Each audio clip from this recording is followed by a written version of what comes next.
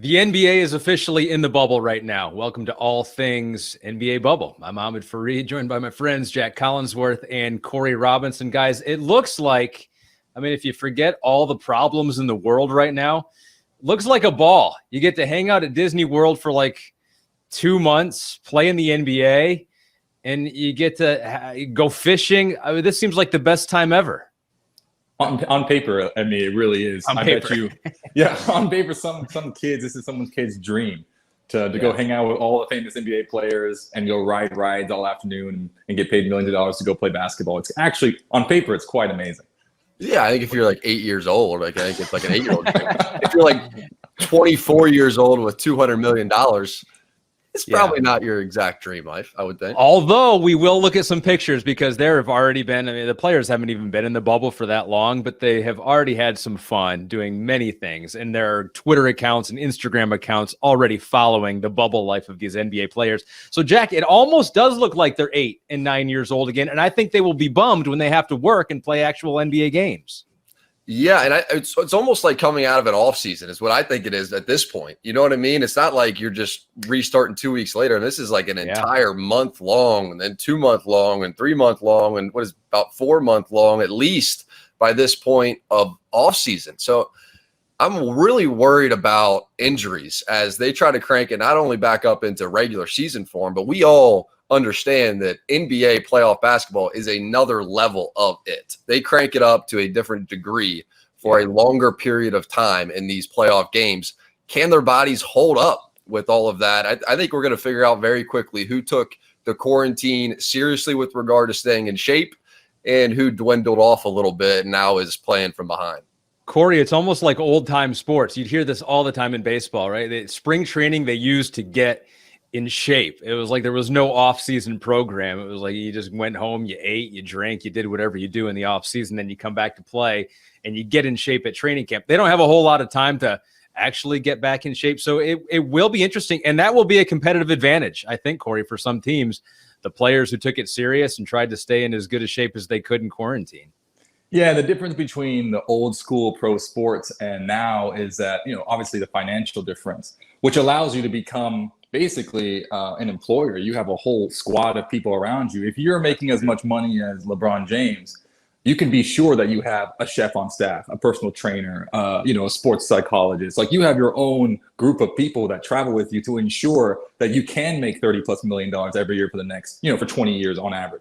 So that's why you have, I think, so much investment going in. So these guys probably, they were probably home with their staffs, working out every day in their home gyms or, getting any type of workout they can and making sure their body were in peak physical condition. So that's why you see a guy like Zion Williamson coming back and everyone's like, oh my goodness, Zion looks ripped. It's like, yeah, this is a big investment. These guys, of course, they're going to have a huge staff to make sure that they come in ready to go.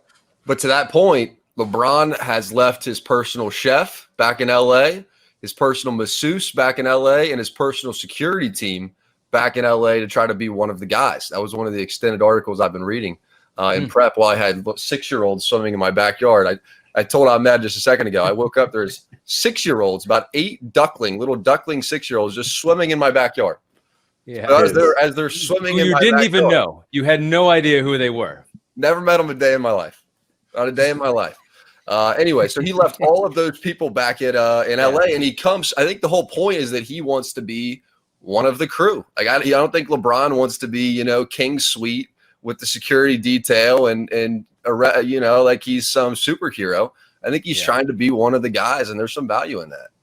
But I think preparation-wise, those guys probably, for the past 2 or 3 months, they weren't just like sitting on their couch drinking a beer. They're probably in the best shape of their life because you have to understand too the psychology of an athlete. I know you guys have been around sports your whole life, so have I. And anyone who plays sports at a high level, especially if this is your identity, it's very difficult to be separated from that, especially in the middle of your season for an extended amount of time. So I'm sure these guys were itching to get shots up. And since if they didn't have access to a hoop, you can bet that they were just working out all day, every day. Because what else do you do? This is your whole life. You're an athlete. You're a professional athlete. So what percentage do you think Corey has a gym in their house or like something where they can actually play basketball? Or is that just the LeBrons, ADs, Kawhis of the world? Is that the 1%, or is that pretty broad with how much money all these guys are making. I think, well, it depends on where you are, you know, like geography wise, but I would imagine that a lot of guys at least have a hoop. I agree.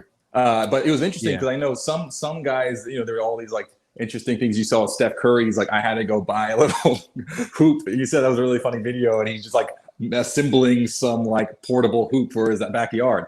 So yeah, I'm sure that most guys had something to shoot on, and if they didn't, they were like Trae Young, and his he had a great talk with Maria Taylor where he was sitting on his couch with a ball of socks, and he had a waist pack, and he's just like, every day I just get shots up. I shoot hundreds of sock jumpers every day for hours. I wonder how that translates onto the court. But so you know, I agree with you guys that they're not going to come in with beer bellies for the most part, and LeBron with a week without his chef's not going to gain 20 pounds. But what we have seen from the bubble so far is that players still are partaking in some things that they may have done outside the bubble. This is JJ Redick with a shotgun. And who's that? It's a challenge. Oh, man. Look at that. This is all from the bubble here. So, I mean, guys they do take it serious. They do take their body serious, but this is apparently part of the regimen there. Oh, there's the sound for it. They quarantine like us after all, you know? They do. But it will be interesting to see, exactly which players have come in and who's going to be able to hit the ground running from day one. Let's look at a couple of the numbers here real quick, guys. Because it is interesting, because I think the idea with everyone is like, if they're in shape, that's one thing. How are they going to play? They haven't played in a while. Is this going to work, right? That's like the number one question. You've taken a professional sports league, you've shipped them all to one city in America, and you're going to try to protect them from a virus. So this is from one of our recent articles here, guys. It says, of the 322 players tested for COVID-19 since arriving on July 7th, 2 have returned confirmed cases, so that seems good. And then later on, it says since July 1st, during in-market testing, 19 NBA players newly tested positive. So that was outside of the bubble. They tested positive. So they'll have to quarantine. They'll have to test negative before being allowed back inside. So that's really the main question of this whole thing is like, will it work? I don't know, Corey. I'm optimistic. I feel like there's a way to do it, partly because I've been covering the Premier League as well, and they're flying all around the country in England. I mean, they're not in a bubble. They're going from North London to Manchester, all around, and they just went through a week where they tested over 2,000 players and staff, and only one of them tested positive. They have not had a whole lot of positive tests. So, and soccer's physical. I think it's possible. Yeah, and it's physical, and it's a contact sport, just like basketball will be here too. So, Ahmed, I just want to ask you a quick question on that before we move on. Are they quarantining away from the facility, the players? You know, that's mandatory. That's you know what? I'm not totally sure exactly what they do when they leave the facility. And I don't think they're keeping them all together. I think they're going back home and they're just taking these tests bi-weekly, 2 times a week. All the players, all the staff are taking tests. And if they test positive, they're away from the team in quarantine. So you're right. And they're traveling, and they've been able to do it. Now, England hasn't necessarily handled the virus any better than we have, maybe a little bit better. So I don't know. What do you think, Corey? I'm kind of optimistic that this can work, even if it seems like a Hail Mary. No, I think, once again, I have the utmost confidence in the NBA and Commissioner Adam Silver. So I think out of any of the leagues, my money's on them. And not only that, but they've been able to see multiple tournament formats ahead of them. They've had the luxury of being able to see the NWSL in the MLS tournament. They've been able to watch the Premier League. And basketball is such an international game, and they're always on the forefront of technology. Like, they even are looking at virtual grandstands from a Danish soccer league. You know what I'm saying? So you know that they're in conversations with the Premier League, with all these people around the world to see how they're doing it. But I'm just kind of drawn back to this old saying that I'm aware of that says, basically, you don't design a highway for expert drivers, right? You design a highway for average or bad drivers. And I think that's how the NBA has built this bubble, right? They understand that inevitably there will be mistakes made. There will be people who blatantly break the rules, or there might be people who follow all the rules but still test positive. Since you're going to get tests, since you're going to probably have crashes on the highway, let's actually build a plan that forces most people to obey the rules, or at least minimize and mitigate those mistakes. So I think that they've been able to do that fairly well, and I think they're going to actually do a great job going forward. Yeah, I think they have the easiest of all the leagues. This to me is the most likely to work. I mean, they're creating a true bubble with no travel. That's in and of its, simplest premise. That is the best one that I've heard so far from a safety standpoint. Now you get to, how do you make this thing work from a game standpoint? And that's going to be the biggest question when we really get it popping is, okay, so you're going to have all these guys playing full speed playoff basketball, talking trash, and you're going to hear everything. I mean, this is going to be some X-rated trash talk coming across.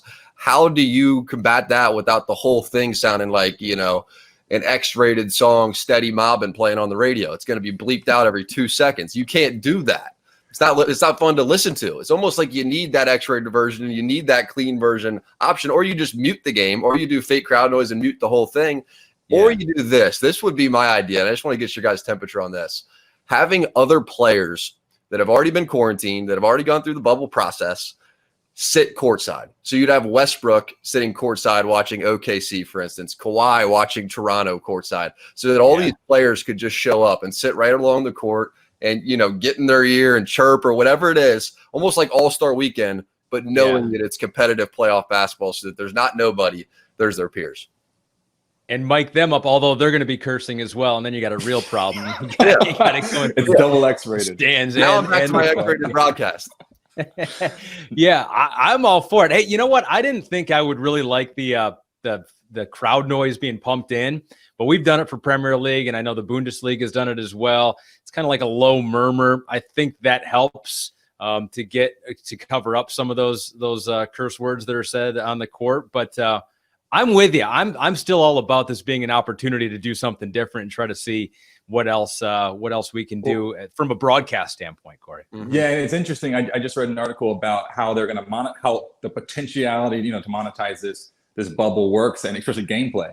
And the NBA's been trying to monetize audio for some time, but now you're seeing Spotify push really heavily for to buy up podcasts, anything in the audio space. And I just read recently that Twitter was testing audio-only tweets. So if you think about that, there might be an opportunity for the NBA to then sell that trash talk you're talking about and say, look, you want to hear, you want to hear this itemized bit, or what does LeBron James say after a dunk? Or, what does Kawhi say to the Raptors? You can actually, you might have an audience for that. Yeah. Oh, you'd have a huge audience for that. Huge audience. Then you have the problem, but then you always have the problem, right? When you put a camera, when you put it under the microscope, it changes it, right? And so that if you're mic'd up, the trash talk as we know it, which we don't know that much of it unless you play in the NBA, will be gone forever. I'm a little skeptical that players would be as free if they knew they were being recorded. Well, the famous phrase from Hard Knocks, which is exactly what we're talking about here, is that about the first 48 hours, guys are a little skeptical and a little careful, and then they go about their business and they get comfortable. Yeah. They forget that the mic is on. At some point, they're out there competing for their livelihoods with everything on the line in the world watching. Somewhere along the line, you just start being yourself. And you got to think about like Reggie Miller and Spike Lee. That's at the Garden. A million cameras, and he's nothing stopping him, or Kevin Garnett. Like, trash talk is inherent in the game, and I feel like a lot of guys, people brag about who's a better trash talker. I agree. So I think they know fans love it. You know what I'm saying? And if fans love it and live for it, I think guys will be more, shoot, the NBA already, this is a super progressive league. Half the guys already have a podcast where they talk how they talk, and they say shit, and they say and they say everything else. Bleep that out if we have to. But that's just the reality of the league that we live in. And so you're like telling them that, hey, don't say it on the court. They're like, forget it, you. Like, I think the players would be the last people that you'd have to convince, is my point. Until one of them says they're seeing ghosts, and it ruins them forever, and that's all we remember, from now until forever. Sam Darnold's coming back. The players will be on board. He'll be all right. I'm curious to see. The NBA almost had this rule. It was like a rule for 24 hours, or maybe even less, where the guys had to come to the games like at total AAU, like in their uniforms, right? And obviously with the pre-game drip, that really, that didn't vibe with a lot of players. And this article was talking about how guys, especially the young guys, or you look at a guy like Swaggy P, Like they are branding themselves as like fashion moguls. Like D Wade had, he did a fashion show in New York one time. Like, and you think about that. And Kevin Willis, he's a former NBA guy who played with my dad in San Antonio. He has his own fashion line. There's a big crossover, obviously, between athletes and fashion, but it's fascinating to use it as a marketing tool. So I wonder if you do monetize the audio and the trash talking, I wonder how many guys would see that as a marketing tool. Because think about Lance Stevenson, that meme of Lance blowing in LeBron's ear. What did that do for Lance's stock as far as like being a household name? I wonder if people really thought about what they could use it for. You might actually see more guys leaning into it, particularly in a crowdless, fanless environment. Yeah, he built on that brand of the weird guy. He became the weird guy, and now that became a worldwide brand for Lance Stevenson. Guys, enough fun. Let me get back to COVID. Let's get back to COVID talk. All right. So here, this is how it's going to happen for the league here, because they're going to test players. If they do test positive, they have to quarantine. And so I was reading this too, that how are players going to come back? What if it's a crucial moment in the playoffs and he's a star player and he tests positive again because he has some of those dead virus cells in him? The NBA is already looking into that. I thought this was kind of interesting. They're going to do an antibody test to see if you've built up antibodies for it. And so it's like the amount of things that the NBA, the sports world, like I got into sports, so I didn't have to think of all this stuff, but it's going to be such a strange year that we're talking about antibody tests and positive tests. And also, guys, and I think this is worth talking about, is that these players are, they're away from their family. They're going to be able to visit their family if they make it through the first round. But some of these players are voluntarily going to leave the bubble and not be able to come back for a couple of weeks. There you have Dennis Schroeder and Gordon Hayward and Mike Conley, all with pregnant wives, and they're due to give birth during this whole bubble time. So, and I give them a lot of credit, and I hope this doesn't turn into a thing where they're like, you're turning your back on your team. And because we've said it all along, what's most important? Health and family and health. Those are the most important things, and more important than the NBA and trying to win an NBA title. So I hope that we're all mature enough, and I'm glad to see these players wanting to leave the bubble and spend time with their wives here. And I just want family in $1 billion industry. And with regard to the order of which we've, taken those into consideration, I think that's very debatable. I'm a huge fan of. What do you mean? Oh, sorry, go ahead, Jack. I mean, you listed off what have been the most important things. I said health, safety, and $1 billion industry. Now, the order in which we have been considering the importance of those three things is highly debatable. Yeah. I mean, that's true. The fact that we're playing and we're trudging on, and I've heard a lot of people, and I think fans are in the same boat here, right? You want to embrace it like you've always embraced any sports season, NBA season. You just want to be totally invested in it. But there's this little thing in the back of your mind that's like, it just doesn't feel the same. Like 2020 is not going to feel the same no matter how much we wish it did. There's a trust factor here. I mean, you have to trust that these guys aren't going to break this quarantine. I mean, so if you're let's say you're Chris Paul and you were going to be a perfect quarantiner and do nothing wrong the whole time, which you would assume given his position he would.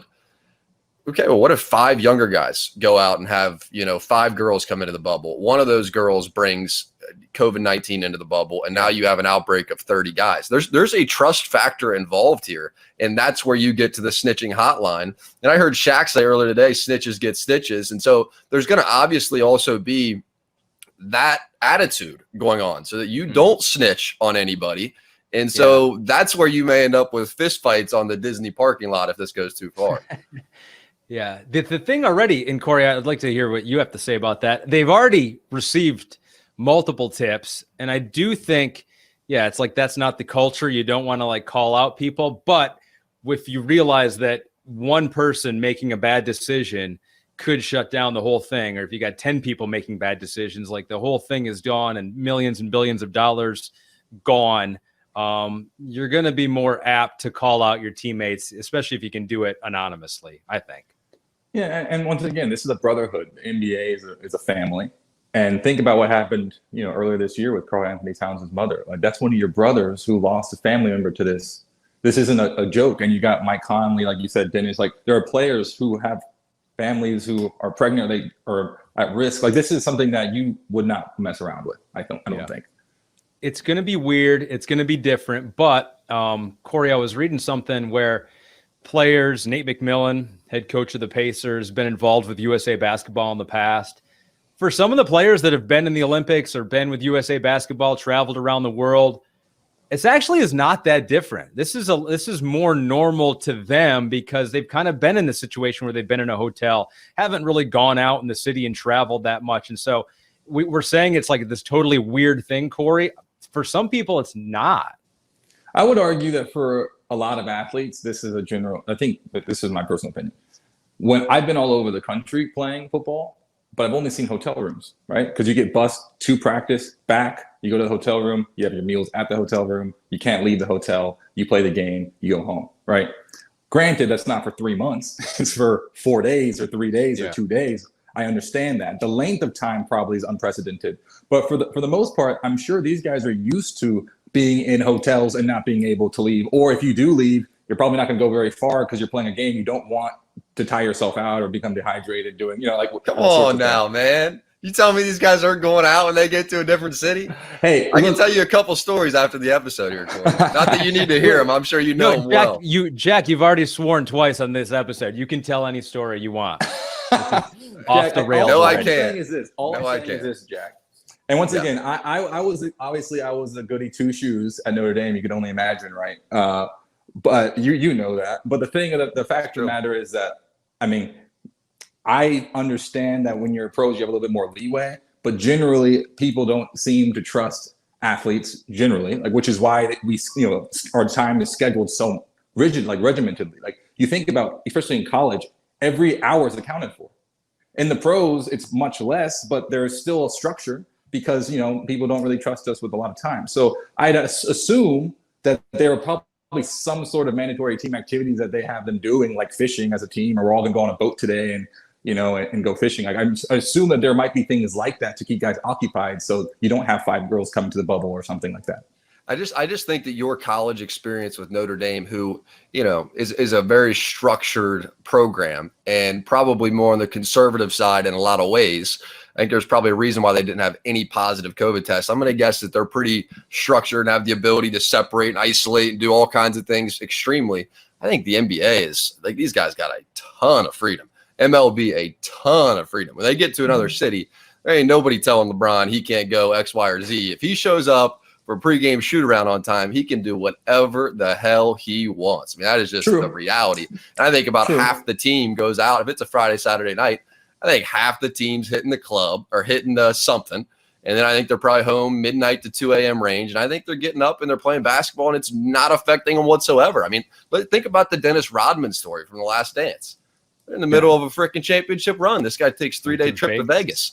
That's an extreme. I'm just telling you, there's a whole lot in between there. Yeah, so are you also a different culture, but I call me old-fashioned. I assume if you're getting paid millions of dollars to play a game, that you'd probably take it seriously. That's just the way. I'm old-fashioned, though. I'm old-fashioned. I mean, you do hear about Miami and LA being tough places to play on the road for partly the reasons that you outlined right there. So what are you saying, Jack? Are you saying it's going to be very difficult for these players to actually execute this plan, stay in the bubble? I think the likelihood that there's not a bubble breach, that there is not, okay, I'll say this. The likelihood that there hasn't been a bubble breach so far is very unlikely. The likelihood that there won't be a bubble breach is as close to impossible as I could probably physically imagine. I'm going to guess these guys have figured out every little nook and cranny and possibility around this Disney facility and are going to exploit it. At least somebody, at least some small young group is going to figure out a way to stretch the rules. Wait, but hope I'm wrong. Jack, quick question though. Think about this for a second. Rashawn Howard, right? He had a Postmates delivery that was just on the edge of campus, gets hit with 10 days of isolation. That's to get food. So I'm saying the NBA is not playing games. It's not like, that's a pretty strong statement. So I'd be curious to hear your rebuttal. You think the NBA is going to let it slide, or do you think it's the policing, or what do you think is going to happen?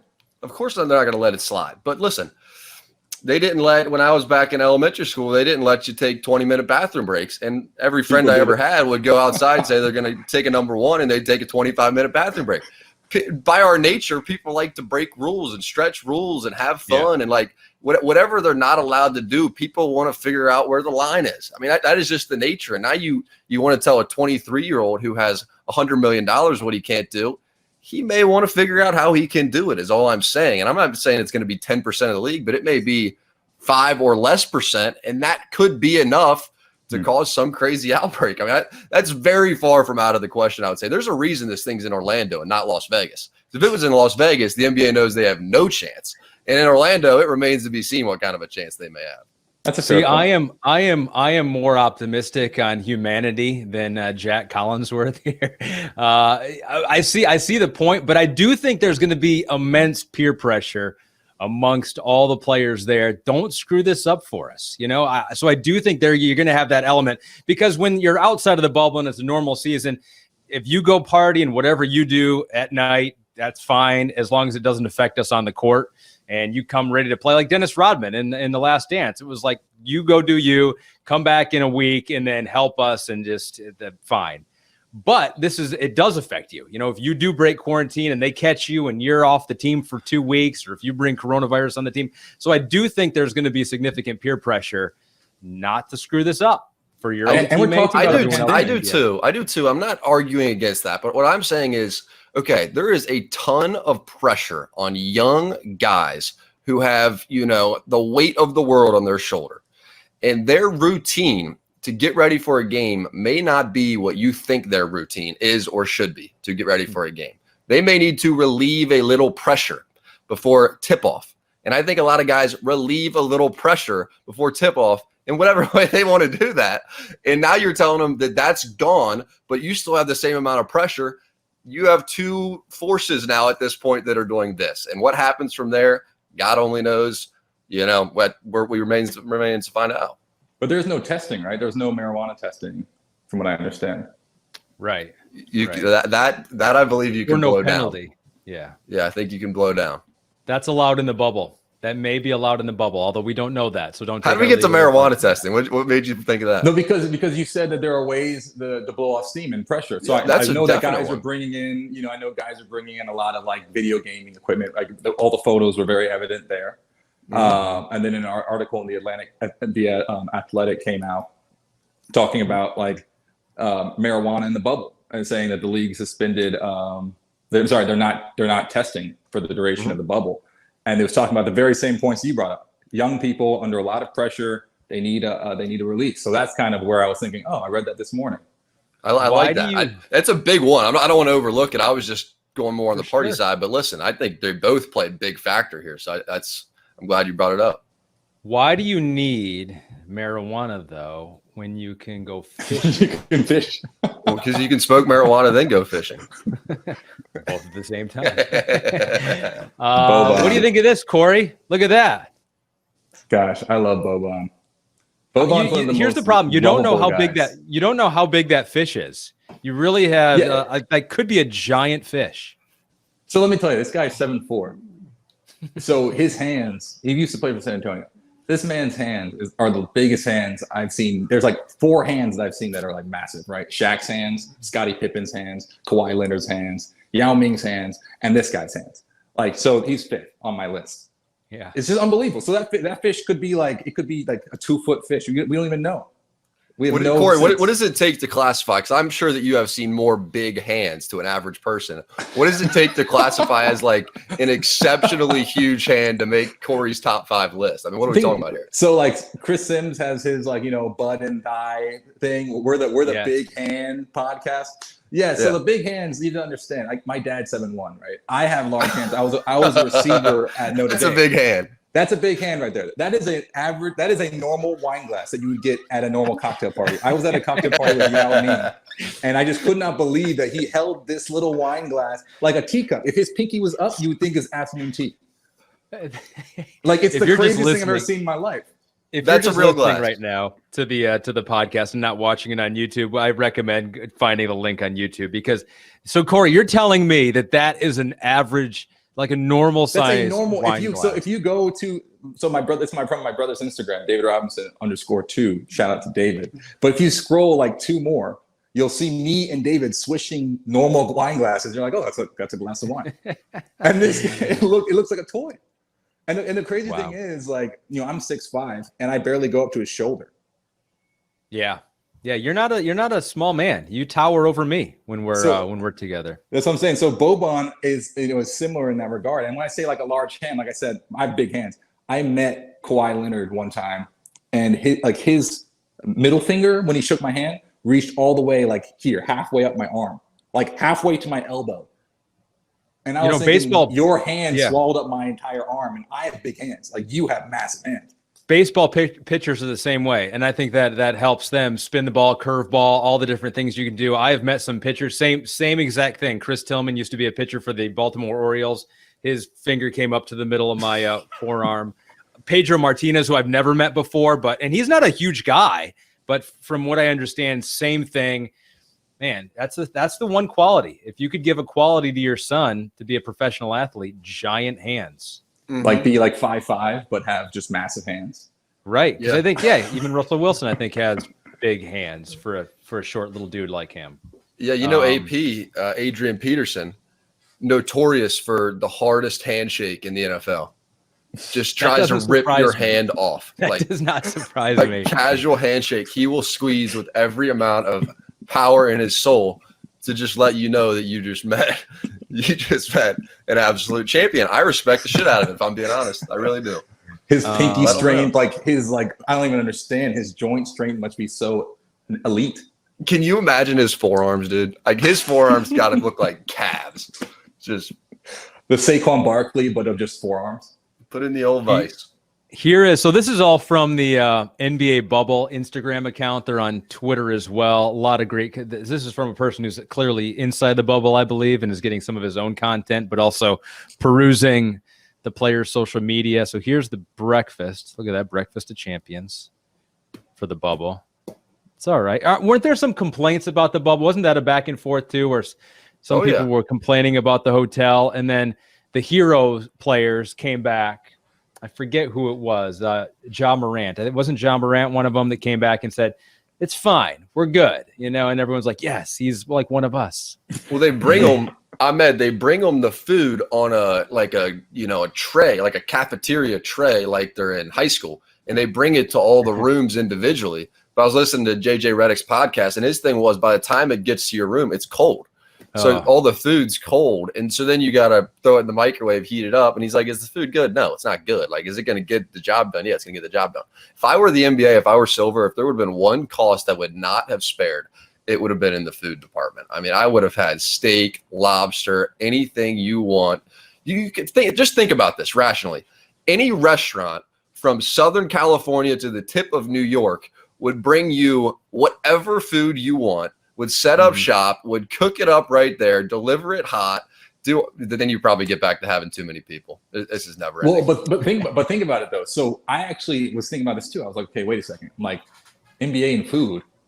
Has anyone ever heard of like a Coach Pop's obsession with food? You know what I'm saying? I feel like this is a thing that's just part of the NBA. People love food and wine and stuff. Mm-hmm. But I think from what I understand, after the initial quarantine period, because I was listening to Rachel Nichols and I was reading all these different articles about this in preparation, it turns out you can order delivery from the other restaurants on the Orlando campus. So there's a Morden Steakhouse there. So I think there are other options once you get past that. I can't leave my room for 36 hours or 7 days or whatever that amount of time is. At least you can get a steak from Morden's delivery. If you're an NBA player, and I will just recommend, do not complain about the food. That is a problem that the rest of America does not want to hear about right now. The temperature of your food, do not complain about that, or the activities that you're able to do. Here's Chris Paul and the Thunder. They're playing some cornhole. Does he have the mask over his eyeballs? What's going on there? He needed to make it more difficult for him. Maybe he's like a master cornhole player, but you're right. That's a very high math. I got the Marion Barber face mask on. The rise of cornhole has been amazing. I've been seeing so much cornhole on Instagram. Maybe we should do a pod on that. It's on TV too. I don't think we have it. I think those are our competitors right now over at ESPN that have a little bit of that, but maybe we got to get into the cornhole game. They can keep it. Hey, I was going to ask you, Ahmed, do they have golf there? Because they have fishing, and it looks like they can take walks and do stuff like that. Maybe some bike rides. I don't know. I don't want to get crazy. But do they have golf, or what's the status of the golfing? They do. They have golf. Let me get to it. Here's some golf. I don't know who this is. Oh, Dwight Powell, Maxi Kleba, 2. Here we go. Checking out the swing. Yeah. That's a good looking rip. Nice straight left arm. Yeah, good follow through. That's a good swing. So they are giving them some things that within the bubble. You got the boating. I mean, the fishing one is we've seen a ton of. There's this one. There's fishing. And some golfing too. Actually, and drinking. Yeah.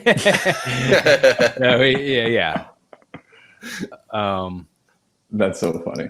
There's the fish. I'm telling you. And here's the testing. Wow. Here's the COVID testing that they're doing. Ooh. Have you guys gotten a COVID test yet? I have not. No. And what I'm hearing is that they're starting to be able to, the Major League Baseball players, when you see them do it, they're using saliva. That one looked like a saliva test right there in the NBA. And so I'm hoping we're getting to a point where we don't have to stick the swab into our brain, which I feel like we're getting there. I feel like it's 2020. We should have gotten technology up to that point, but no, I haven't yet. I think that's the key, right? Isn't that the key to making this all work? We got to know who's got it and who doesn't. I think that's we've gone this long and acting like, all right, just pretend like you have it and social distance, which I give them credit, guys, because they're obviously still doing that because they're testing. But you see them in practice, the photographers, they got the mask on. And so. Yeah, and Ahmed, too, the quality. Oh, also, Jack, have you been tested before? Do you know what I did. Feels like? I did. Oh, really? Oh, wait, you did? What was that experience like? It's peculiar, man. I'm not going to lie to you. It's peculiar. I was more worried about I was maybe dumb to say. I don't know, but I've said enough dumb stuff on here today. But when you walk in there, the room that you go into is so small. And I'm thinking everybody that has been showing symptoms or has been around somebody that's had COVID has walked into this same room. And you talk about the airborne element of this. There's definitely some worry, even with the little mask on, that you're going to get it. And then when you actually take the test, you obviously have to take your mask off. You're sitting in the same chair that everybody's been sitting in all day long. And it's just like a little Q-tip. And it just goes, they just put it into one nostril and they leave it. I will say, sort of wiggle it around, but it's just in there long enough to where it's one of the most peculiar feelings you've ever had in your life. It's just sort of like just touching everything you don't want it to touch inside of your nasal cavity. And then you feel like you're going to sneeze, like pretty extremely. But then it's done. I mean, I would say the whole thing was probably lasted no more than 7-8 seconds, something like that. And then that was that. And they'd call you 5 days later. Did you get it, Jack, because you were feeling some symptoms or? No, but for 4th of July, we had like 3 or 4 people over and one had been at a wedding the night before and like 19 people tested positive at the wedding, which goes to show how dumb of an idea weddings are right now. And he was one of them. So then I had to go get the test. So there you go. One thing I did was I just got I went to CVS and just bought a thermometer. Oh, sorry. Thermometer. Every day I just take my own temperature. Because I read somewhere that, obviously it's like the first thing that changes in if your body temperature changes, then that's like what is it called? An indicator that you're sick. So I know the NBA too, they have a ring that you can wear that tests the temperature. That's right. They gave it to all the players in advance just so they can try to use every means necessary to, predict cases. Yeah, where's that picture of the NBA ring? I just Googled NBA ring and it came up with all the championship rings. But the new technology. We're going to have a really good idea how to. The championship not what I wanted. Is a way to use that. Not what I wanted. But we're going to have a real good idea of how to tackle this whole coronavirus thing in 2025, probably way after this whole thing is over. Let me look at. Barnes brought this up too.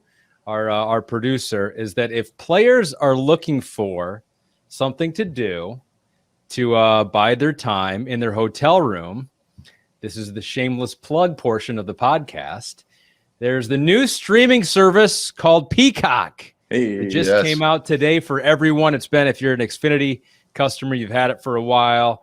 You got the premium version for it just included in your bill if you're Xfinity. I am not, unfortunately. But Peacock is out, guys, and there are several channels that just all of a sudden automatically start playing. And one is The Office here. Looks like we got Keeping Up with the Kardashians there. But there are a couple really interesting ones. Unsolved Mysteries that Barnes says he has been diving headfirst into for a while now. For I guess. See, The Joy of Painting with Bob Ross. I've been meaning to watch that. There it is. Yes. 21 Jump Street. I didn't realize we had the Kardashians. That's a big deal, man. We're gonna be popping. I know. So is that you can watch any Kardashian episode at any time, and it's all free, right? Is that true? It can be. There's a free version. Yeah, the most basic version is all free. You can get a little bit more if you pay some money, but yeah, it is. Peacock is out. So NBA players. It's happening. I love that. We're watching Bob Ross on our pod. All right, I gotta stop it because I don't know if we have the rights to stream that here. So I'm gonna end that.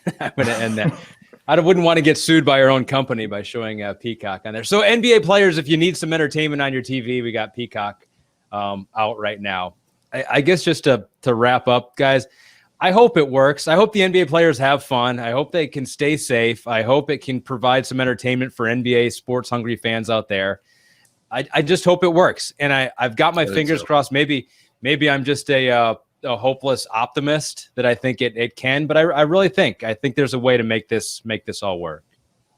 Yeah, Ahmed, I think about my personal experience with playing at like all-star games or going to camps, right? Growing up in high school, and you would assume that the same thing applies. So let's say you have 500 high schoolers who are all the top in what they do, spending a week in Beaverton, Oregon, or 100, 200 guys all going to San Antonio for the all-star game, or Florida for the Under Armour game. You would think that there'd be a lot more trouble than there is. And I remember when I was playing, we only had, I think, one incident of a guy going out and getting in trouble. So for the most part, people behaved because they understood the opportunity at hand.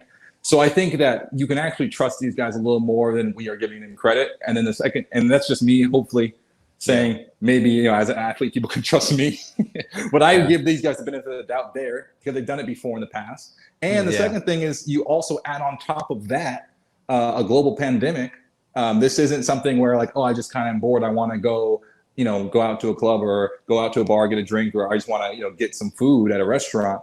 This is serious stuff and people are dying. I think people understand the risk there. So I think that's an added layer onto already like what could probably go well originally.